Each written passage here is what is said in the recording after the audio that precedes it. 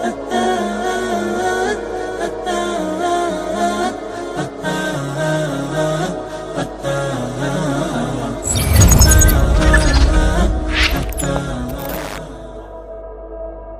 Prophet, say to your wives, if you should desire the worldly life and its adornment, then come, I will provide for you and give you a gracious release.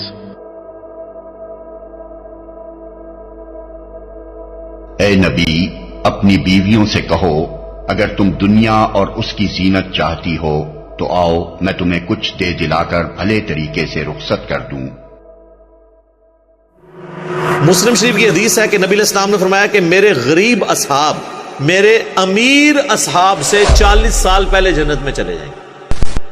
جی قیامت کا دن 50,000 سال کا دن ہے، تو آپ کیا سمجھتے ہیں سیدھا ٹکٹ لگا ہوا ہے؟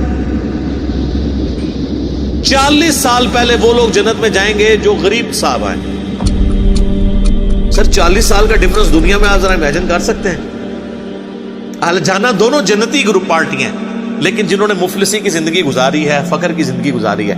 اسی لیے صحیح بخاری مسلم میں آتا ہے عبداللہ بن عمر ہمیشہ غریب صحابہ کے ساتھ اپنا وقت گزارا کرتے تھے، اور لوگ پوچھتے تھے کہ کیوں؟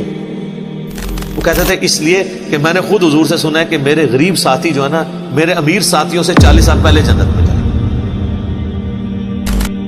یہ تو میرا ایک فیوریٹ ٹاپک ہے اور میں پورے پیشن کے ساتھ اس پہ بول سکتا ہوں، اس لیے کہ میں صرف باتیں نہیں کرتا ہوں، میں کوشش کرتا ہوں کہ میں اپنی زندگی میں بھی اس چیز کو اڈاپٹ کروں۔ تو یہ معاملہ بڑا خطرناک ہے۔ بخاری اور مسلم دونوں میں حدیث ہے، نبی علیہ السلام اکثر دعا کیا کرتے تھے، اے اللہ محمد اور آل محمد کو بس اتنا ہی رزق دینا کہ ان کی سانسیں چلتی رہیں، سبسسٹنس لیول کے اوپر۔ آج جن کے پاس ڈھیروں مال و دولت نہیں ہے ان کو پریشان ہونے کی ضرورت نہیں ہے۔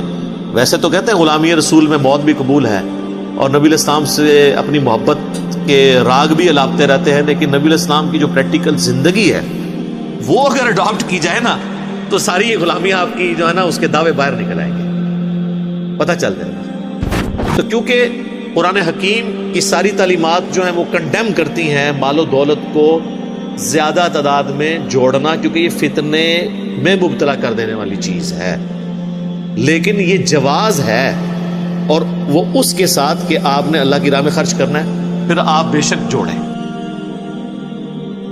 سہل بن سعد سعدی رضی اللہ عنہ نے بیان کیا کہ ایک صاحب جو مالدار تھے رسول اللہ صلی اللہ علیہ وسلم کے سامنے گزرے۔ حضرت صلی اللہ علیہ وسلم نے اپنے پاس موجود صحابہ سے پوچھا کہ یہ کیسا شخص ہے؟ صحابہ نے عرض کیا کہ یہ اس لائق ہے کہ اگر یہ نکاح کا پیغام بھیجے تو اس سے نکاح کیا جائے، اگر کسی کی سفارش کرے تو اس کی سفارش قبول کی جائے، اگر کوئی بات کہے تو غور سے سنی جائے۔ سہل رضی اللہ عنہ نے بیان کیا کہ حضور اکرم صلی اللہ علیہ وسلم اس پر چپ ہو رہے۔ پھر ایک دوسرے صاحب گزرے جو مسلمانوں کے غریب اور محتاج لوگوں میں شمار کیے جاتے تھے۔ حضرت صلی اللہ علیہ وسلم نے دریافت فرمایا کہ اس کے متعلق تمہارا کیا خیال ہے؟ صحابہ نے عرض کیا کہ یہ اس قابل ہے کہ اگر کسی کے یہاں نکاح کا پیغام بھیجے تو اس سے نکاح نہ کیا جائے، اگر کسی کی سفارش کرے تو اس کی سفارش قبول نہ کی جائے، اگر کوئی بات کہے تو اس کی بات نہ سنی جائے۔ آپ صلی اللہ علیہ وسلم نے اس پر فرمایا یہ شخص اکیلا پہلے شخص کی طرح دنیا بھر سے بہتر ہے۔ صحیح بخاری حدیث نمبر 5091۔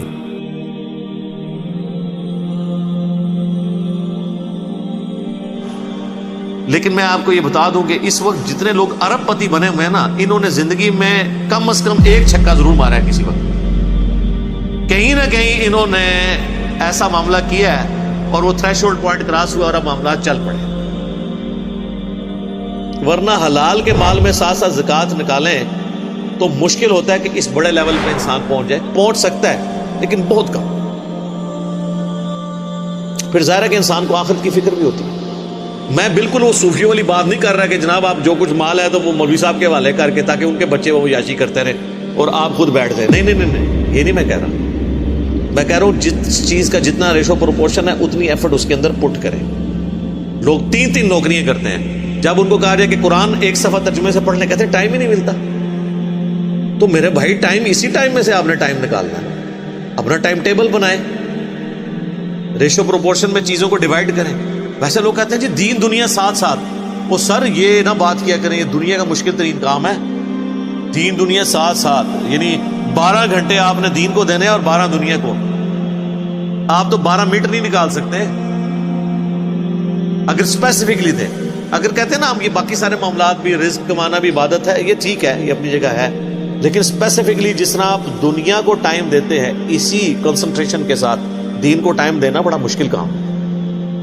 وہ تو آپ نے کرنا ہی کرنا ہے کہ آپ نے زندگی کے ہر لمحے میں دیکھنا ہے کہ کون سی چیز اللہ اور اس کے محبوب صلی اللہ علیہ وآلہ وسلم کی نافرمانی کی طرف لے کے جا رہی ہے اور کون سی تابع فرمان